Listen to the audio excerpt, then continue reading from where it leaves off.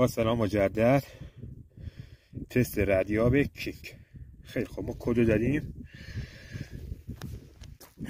گوشی موبایل رو می‌ذاریم داخل کیف کمری یا جیب یا هر چی که می‌خوایم استفاده کنی باهاش، دست بگیری کارمون نشه.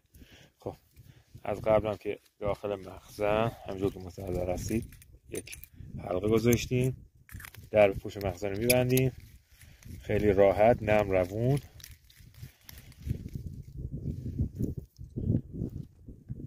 آنتنا رو یکم جلو میکشیم.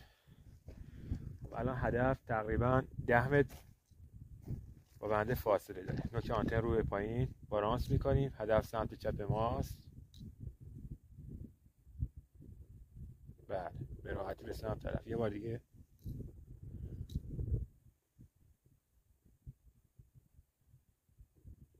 یه بار دیگه.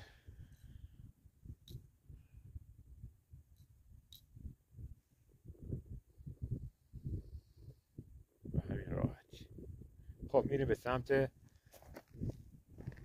جهتی که آنتن برای ما مشخص.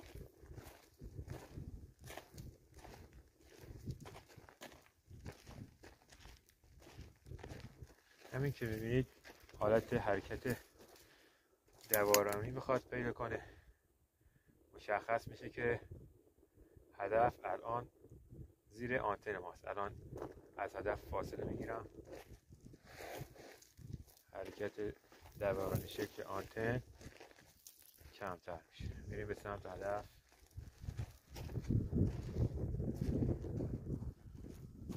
بله، الان هدف زیر ردیاب ماست. خیلی خوب.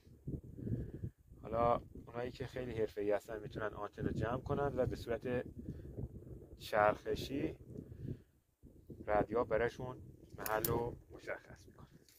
خب بگیر پایین. بگیر پایین. بگیر. دقیقا این از تست ردیاب کینگ. ردیاب فوق العاده قوی، جوکاره، فرکانسی و خوراکی. ردیاب فوق العاده ساده و با کارکردی